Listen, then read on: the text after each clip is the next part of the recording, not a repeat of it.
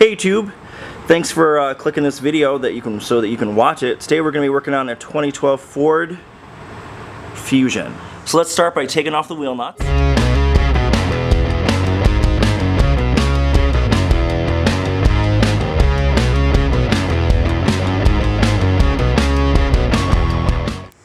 So let's go ahead and remove the caliper. Start with the bottom bolt first, makes it easier. And then once you get the bolt out of your socket, because that happens. Oh, you gotta be shitting me. Excuse my French, YouTube. It's really good. Alright, second one. Alright, now let me angle you up. There's something else that you're going to want to remove. So to make it so that you can hang the caliper, you're going to want to remove this bracket. Just one fastener. Pull that out. The ABS line is attached to it. You can see it. You're going to want to just remove just two little tabs you just have to push in. I know my hand's in the way. And just go ahead and remove that. Now let's take a flathead in here, and this little hole here, and just try and compress the caliper piston, and it'll make it easier for later. I have the reservoir opened so that no brake fluid gets anywhere. And you might hear some braking noises. It doesn't matter because this rotor is ruined. Now because this brake line is so incredibly short, I can't describe how short this brake line is. You're going to want to put a box or something underneath to support the caliper. Don't let it hang by the line. That's no bueno. So let's go ahead and remove the caliper bracket now.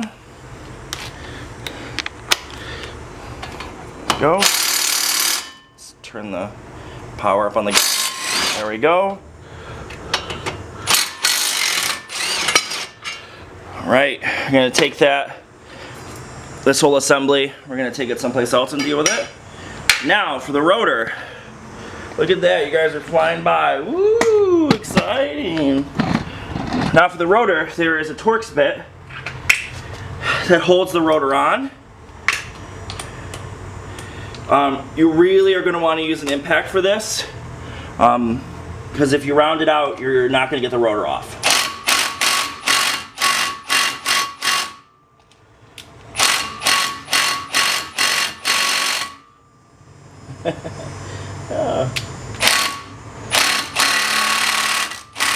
Alright, to deal with this, let's give it some more battery power.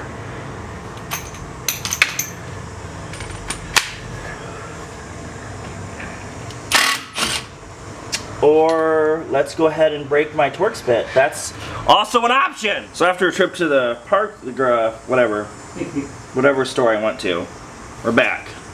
Let's see what happens. Nothing happens. Isn't that great?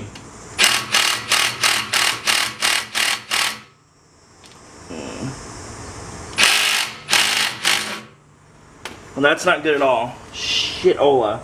So as I'm telling you guys, don't round it out. What do you think I did? Rounded that bitch out. So these aren't necessary, but I like using them.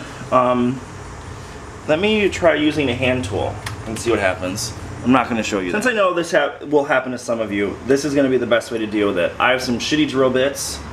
I'm not going to say who made them, but they're really shitty because the tips literally just they broke, like they're chattering off. But anyways, the best way is drill it out. So.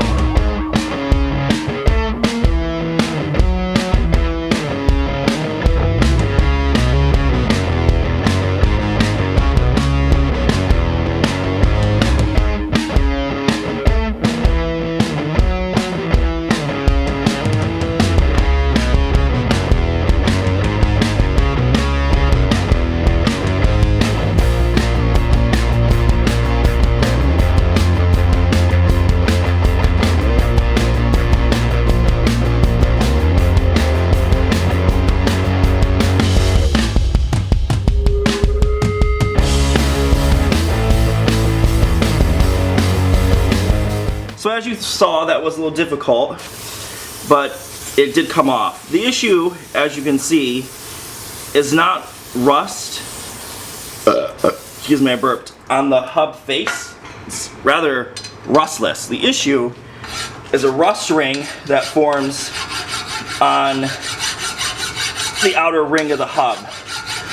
And I'm basically just going to file that down and then go from there. Of course, I'm going to put anti-seize on it. That way it doesn't happen again with the new rotors. And for the next person who has to fix the car, it'll just come right off.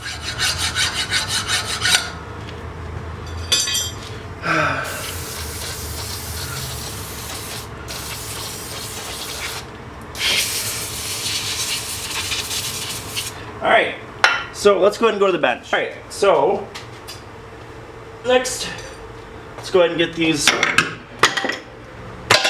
old bits off. And if you follow my channel any, and I know the camera's shaking, I'm sorry, you know I love to file everything. Get all that old rust off. Create a better mating surface for the new parts.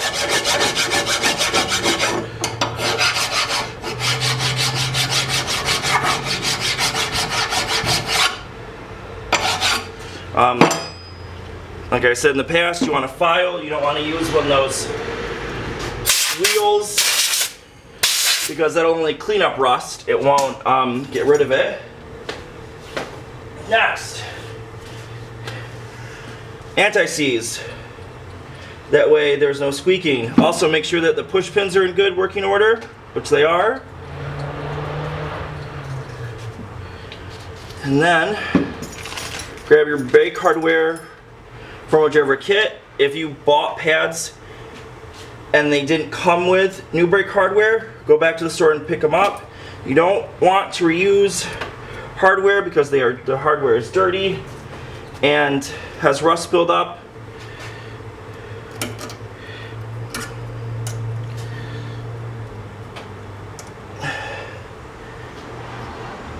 Okay, there we go. It's definitely, no.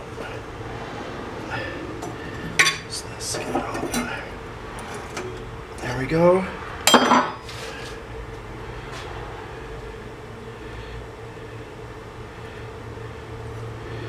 There's that one. This one. That one got a little bent during shipping.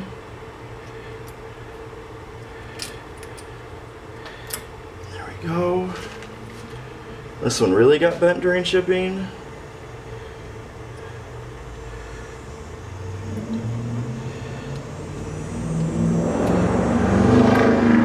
Alright, so now we have the pads. Wear indicator strip always goes on the inside,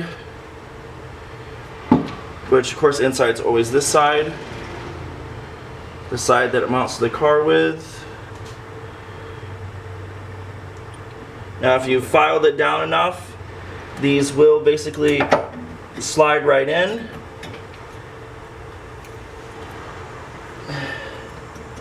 There we go. Anti-seize the pads.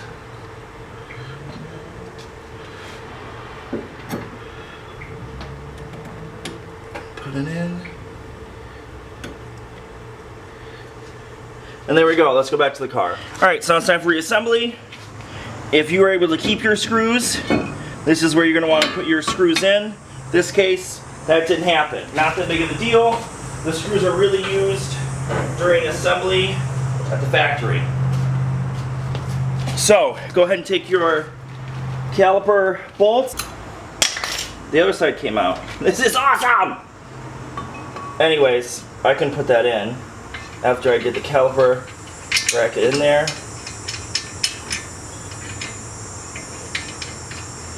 That bolt's there. Let's grab the other caliper bracket bolt. I know you can't really see, but I'm assuming that you kind of have some sort of understanding on cars and know that that you know. I don't know. Actually, I don't know. So never mind. Let's put that pad back in that moved, that came out. I'm hoping that the metal bits to the pad didn't move. Doesn't look like that they did, so that's good. All right, so let's grab our impact gun, which I don't know about you guys, but my impact guns, they get up and walk away a lot. Well, I was able to climb right up onto the bench. Very impressive impact gun. All right. Go ahead and tighten your caliper bracket bolts down. I will be torquing them to factory spec, which will be shown in the video. I just want to turn the rotor, make sure that it's not.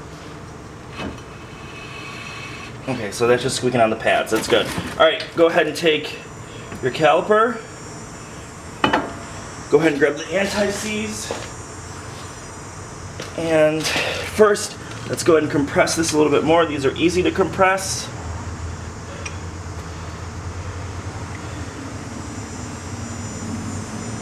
There's always a compressed kit, but this is what I use. Okay. You know what? I'm trying to show you guys, and you guys can't even see. I'm bringing it up here. There we go. There you go. Now you can see. Anti-seize. That way there's no squeaking. Around that ring, around the piston of the caliper, and put it over the whole assembly. Grab your caliper bracket or your caliper bolts and get them in. There is going to be some resistance when you do it from the new hardware.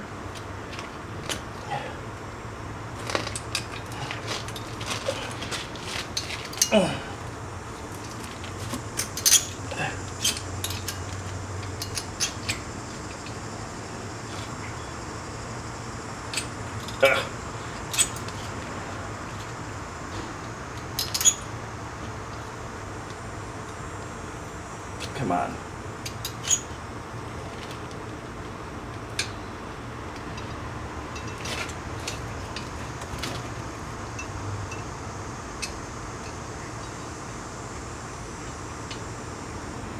All right, so the bottom one's in. The impact.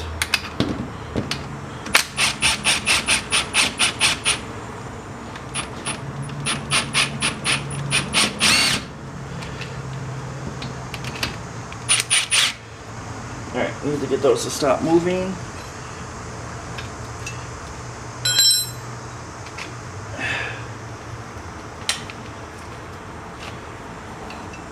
I could always take a wrench. I'm just being lazy, not going back to my toolbox.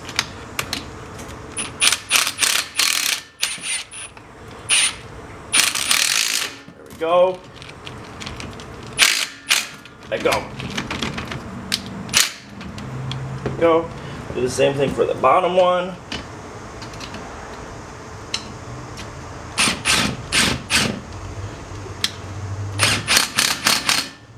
Now we got all that done. You want to tighten it to factory spec.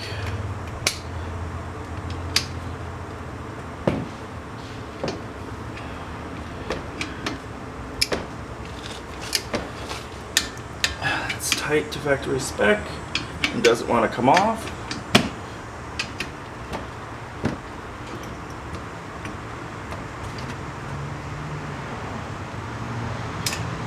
So get the size on there.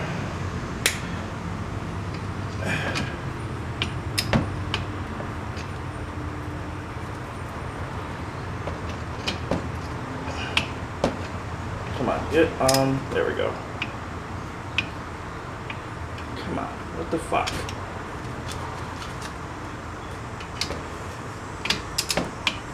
There we go.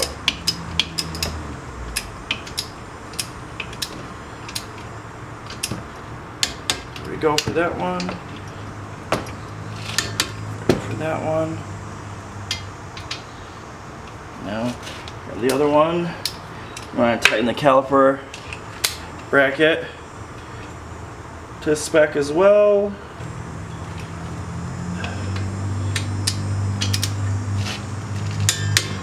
It's tightened to spec. I'm going to assume this one's relatively close already.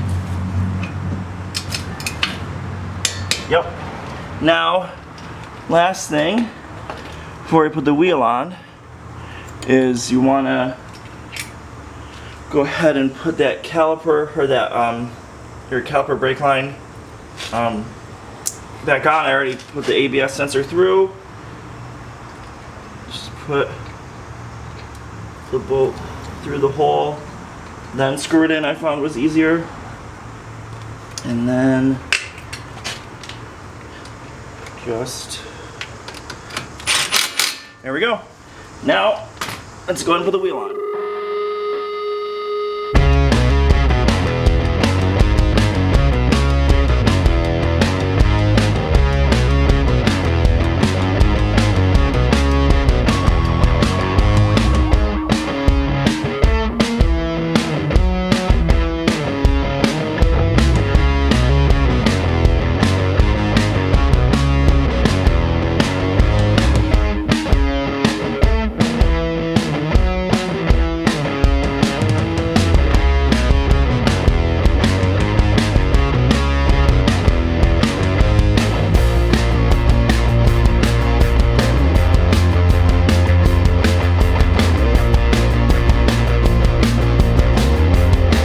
Now we're gonna do the back rotors, and as you can see, I have my jack supporting in the middle of the rear subframe, and jack stands on both sides. Let's go ahead and start by taking the wheel off.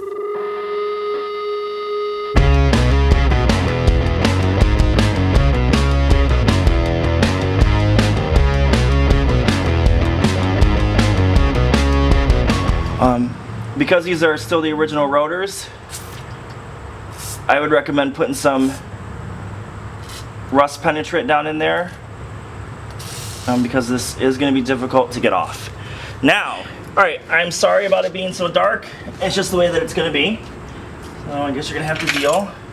You're going to want to go ahead and take your caliper off first. This is a caliper that is, you can't compress. Don't try sticking a flathead in there and compressing it. You can't do that. It's actually a screw type. So go ahead and break it free. There's one. Before you take that one off, go down to the bottom, knock that one free.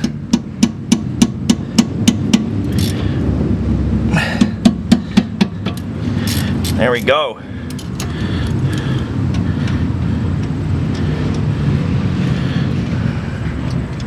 Really easy enough where you can do it by hand. One, there's two of them.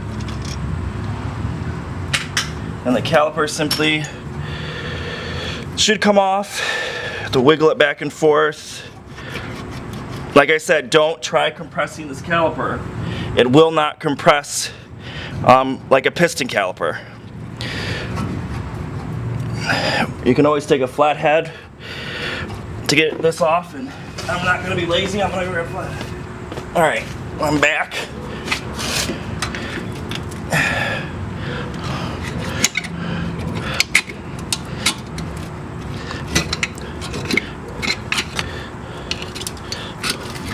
Alright, so now it comes off. The emergency brake cable is attached to it, so you don't really have to worry about it not being allowed to hang or whatever. It's perfectly fine. So the next step is, you want to remove the caliper bracket. I'm going to try and get you in here the best that I can to show you what you have to do. So right here there is a hole through the suspension piece. You actually have to go through this hole. I know my finger will come through because it's kind of tight. You have to go through that hole to get it off. And if you use a universal joint, it'll be a lot easier to deal with that bolt. Or if you use a flex joint or whatever, it'll make it a lot easier to deal with that bolt. I'm going in with an impact. You can do it by hand, but the universal joint will make it a lot easier to get it off, because a lot of the suspension is in the way for using a straight shot. So I'm back with a 13mm, and it just fits on. And I'm going to move you back a little bit because I'm going to take a hammer, which isn't by me for some odd reason. And this is just to break it free. You can't wrench this bolt off because it is so long.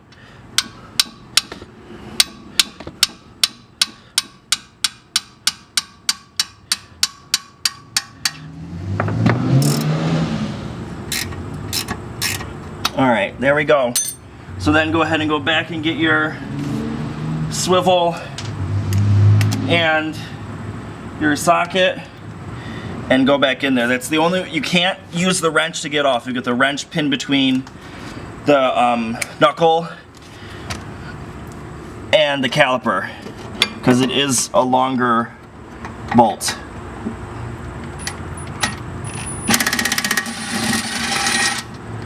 Another way to get it out, you gotta put it through that hole. The upper one, are you even aimed up to that? Probably not. Let's try and get you to that. Again, I apologize that it is hard to see, it's dark. I'm sorry guys, I apologize. But I'm hoping I can describe it enough for you to understand. Take your, just hammer on it. Best way to get it loose.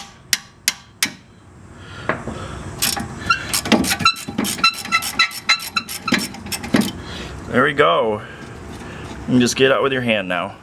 Alright, so now to compress the piston in the caliper. As you can see, there's 4 grooves in it. I'm using this tool attached to an impact.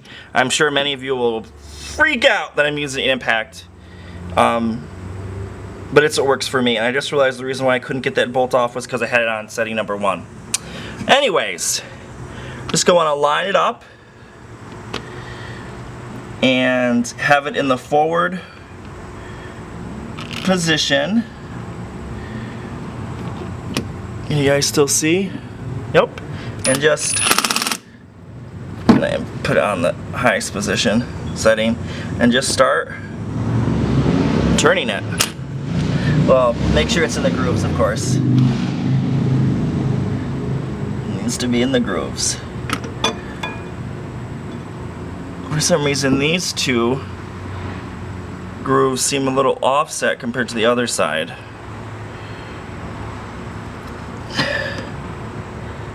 There we go.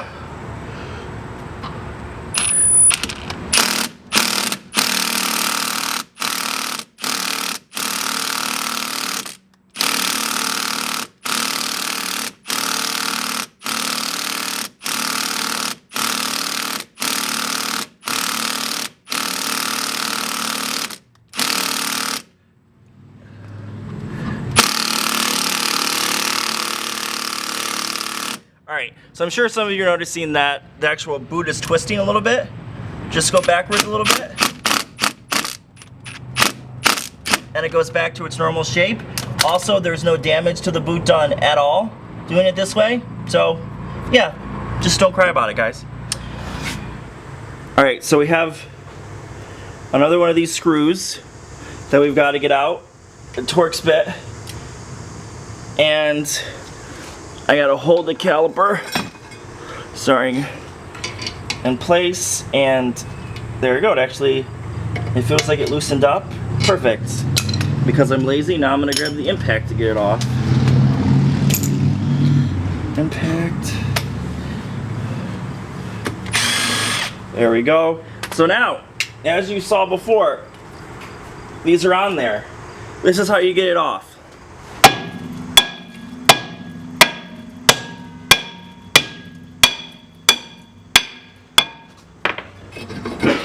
And then it comes right off. Same issue that we had on the front. I'm gonna do it on this. We're gonna file this down so it's nice and smooth, put some anti-seize on this, and prepare for the next rotor. The other thing that we're gonna do, you saw me do on the bench with the front one, we're gonna take these pads out, we're gonna file them off, and put the new hardware in. Hardware really goes in one way. I don't think I need to really explain that to you guys if you're regular followers. So I'll be back. You're gonna hear motorcycles in the background, I guess, some example.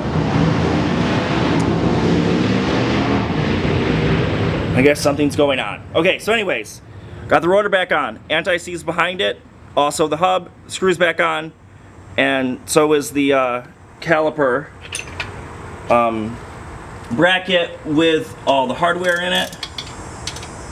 Just gonna make sure it's tight with the wrench. I'm happy with that. There is a torque setting, but I can't get my torque wrenches in there because they're big and there is very little space.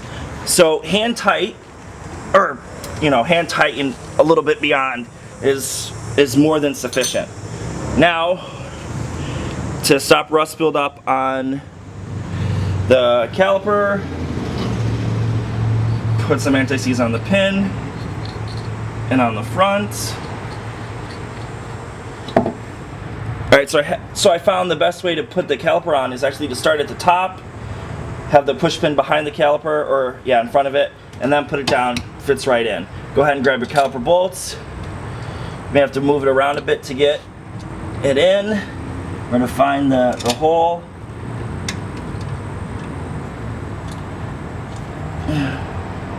And there we go. Just get them on there. There we go. Take your wrench